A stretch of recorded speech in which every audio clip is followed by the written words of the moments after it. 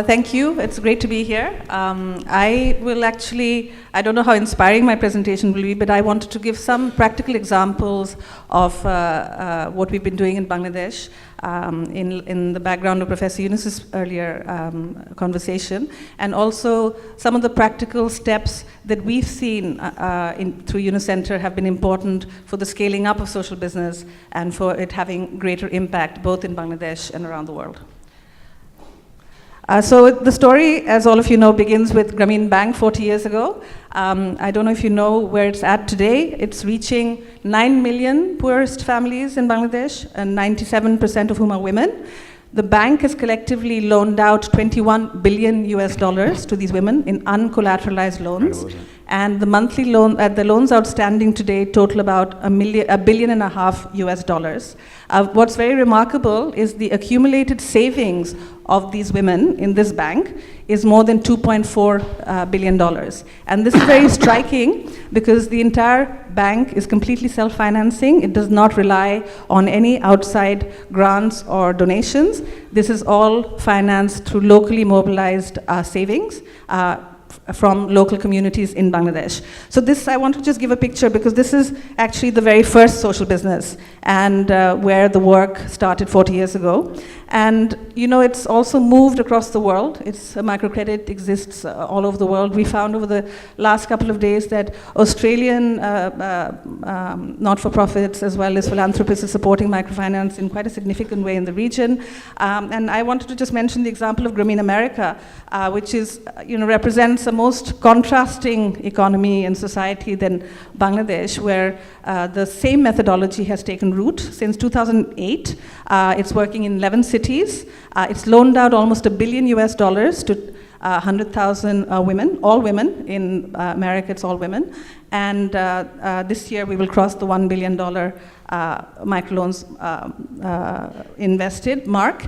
And the repayment rate in America is 100%. So this is to say where the microcredit movement is today. So the idea of social business didn't come to Professor Yunus overnight. It actually is a distillation of the work he was doing. When he and his colleagues were working in the communities in Bangladesh, they found that the rural women actually faced a lot of other issues as well, other than just access to finance. They had problems of access to energy, to education, to healthcare, to clean water, a variety of things. In every case, instead of having Grameen Bank address that, Professor Yunus created a separate enterprise to address that problem.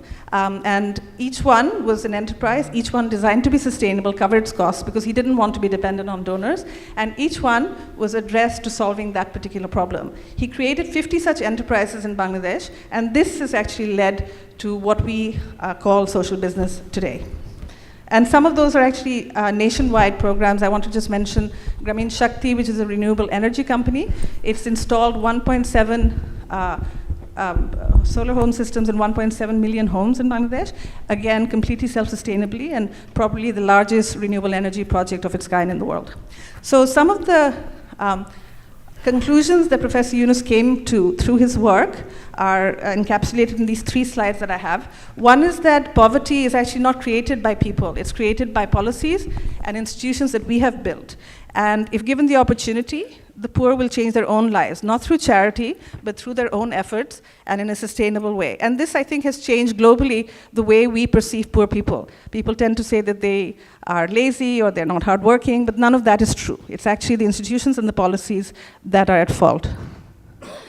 The other conclusion that Professor Yunus came to was that the global economic system only recognizes one type of business, and that is business to make personal money, to maximize profit. So the person who is running a business is motivated solely by the desire to maximize profit for him or herself. But actually, people are selfish, they want to make money, but they're also selfless. But that selflessness is not allowed to play out in the economic marketplace. He argues that if we allow selflessness in the business marketplace, we would have a very different type of global economy. And that's actually where social business comes in. So what is a social business? It's a selfless business. It's a non-dividend company that solves human problems. It's important to mention the definition because you have many types of enterprises, social enterprise and so on, but we have a very clear definition for what we call social business and how we practice it. So there's some clearly defined principles. You'll find this on our website and probably in the literature that you have. It's the 7 principles of social business as defined by Professor Yunus. So the business has to have a clearly defined financial and social objective, which is education or healthcare, clean water. It can be any problem faced by society. But the business must be financially and economically sustainable, otherwise it's not a business. And the investor puts in money, he or she can recoup that investment over time, but nothing beyond that. The profits that are made go in to extend the reach of the company and to improve the quality of the product or service. So there are these clearly defined 7 social businesses, and which we think is important in order to be clear about what exactly it is that we're doing. So why social business? Why not other kinds of social intervention? We're saying that basically a charity dollar has only one life, but a social business dollar, if done properly, can be invested over and over again and has an endless life. So the Grameen Danone example was mentioned already. I'll just go through it quickly. I'll mention three types of social businesses categories of social businesses that we've done in Bangladesh, but there are many examples of each kind. The first one is Grameen Danone. This was created in 2005 as a joint venture between Grameen and Danone of France with the express purpose of addressing child malnutrition. And it does this through creating a special yogurt that contains the micronutrients missing in the diet of rural children in Bangladesh. Both sides, by agreement, have said that they will never take out any dividends beyond the money they have invested. And it works through an innovative marketing and distribution means using local produced milk, empowering local farmers and local Shakti Doi ladies who sell door to door. And in 2017, it's had the best sales record. This is the impact. There are about 310,000 consumers by the end of last year, 100,000 cups of yogurt sold daily, each cup providing the 30% requirement of a child's daily zinc, iodine, iron, and vitamin A requirements, 300 direct jobs created, and impact of hundreds of farmers and micro-entrepreneurs and distribution ladies through additional income. They also did an independent study to look at the impact of Grameen Danone. This was a study done by Johns Hopkins, which looked at the kids aged 6 to 9 who were consuming this yogurt daily for a period of 1 year, compared with a control group of kids who were taking a similar yogurt but non-fortified through the same period. And at the end of 1 year, they found already that the kids who were taking this yogurt were performing better on cognitive tests and were also scoring better both in terms of height and mid-arm circumference. So these are some pictures of the kids and the village distribution ladies and the product. Okay. The second example is actually a standalone social business. We've created a series of eye care hospitals in Bangladesh to address a very widespread problem of cataracts, which leads to blindness among large sections of the population. The way it works is also on a cross-subsidy model with people at the top who can afford it paying higher prices, those in the middle paying less, and those at the bottom paying least. This is one of the social businesses that achieve sustainability the earliest. We have 4 such hospitals. They've reached 850,000 patients all over Bangladesh. 50% come from the poorest families, and it's the first social business to have broken even. And it mainly provides eye exams and cataract surgeries, and is an example of, so you see the first 3 hospitals became profitable by 2016, and the 4th one is currently underway. So here are some pictures of the eye care hospital. So this is an example of a standalone social business, which is not a joint venture with a company, which we created in Bangladesh. So there's been actually a series of joint ventures in Bangladesh with international companies like Uniqlo, like BASF, like Intel, like Japan Automechanic, which Grameen Australia has supported us with, Grameen Veolia. Each one is addressed to an issue such as access to clean water or healthcare or education or energy and so on. And this is interesting that the international company has brought in its expertise, and we have been able to provide our networks and local knowledge to support the social business. A very important piece in the picture of how to scale up is the creation of social business funds, because unless you have funds that are dedicated to financing social businesses, which are not interested in making money for itself, this sector will not grow. So we have Grameen Telecom Trust in Bangladesh. It operates as a social business itself, in that the investors do not get any dividends beyond recouping their own investment. This has also been set up in 10 other countries through Yunus Social Business, in Albania and the Balkans, Brazil, Colombia, Haiti, India, Tunisia, Uganda, Rwanda, and Kenya. We have funds been created along the same principles as social businesses themselves to finance the startup and scaling up of social businesses in those countries. YSB has to date supported 500 entrepreneurs to create social businesses and have invested in 40 social businesses, which now reach more than 1.2 million people with essential products and services. Danone Communities has done the same independently from us. They have created, through contributions of their employees and shareholders, an international social business fund, which is investing in 9 social businesses in 8 countries, focused on access to water and access to nutrition, and impacting 1 million people.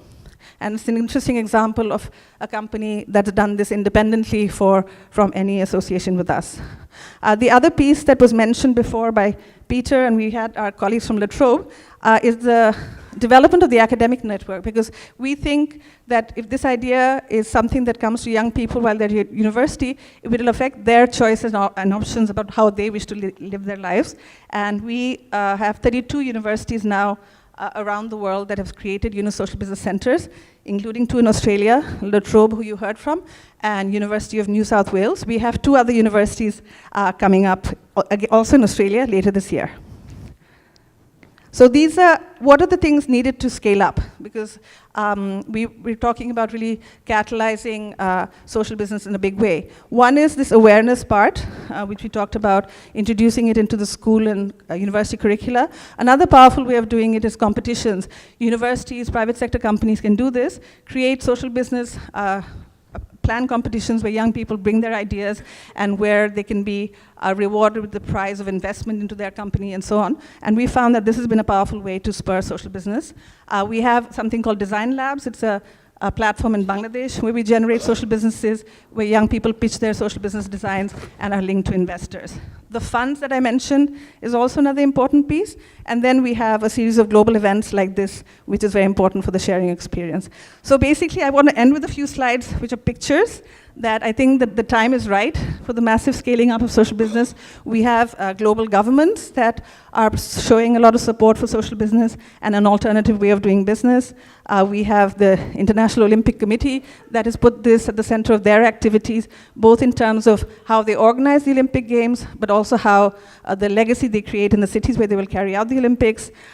We have initiative which is linked to the Olympics in Paris, which Paris has put social business at the center of their policy for the city, and also the center of their Olympic bid for 2024. We have the Social Business Cities initiative. There's several cities around the world, like Paris, that have put social business at the center. This includes Wiesbaden in Germany, Pistoia, Ipoh in Malaysia, and Barcelona. We want to basically, the roadmap of the SDGs is very important for us. The whole global community has signed up to that. They're addressed to 17 issues that the whole world rallied around. And we consider that social business is a very powerful tool to address this, both because social business has impact, but also because they are sustainable. I would like to just conclude with the quote from Professor Yunus, which I think goes to the heart of what social business is. When we delink the idea of personal profit from business, it becomes all about using our creativity to solve human problems. And that goes to the core of what human beings are all about. Thank you very much.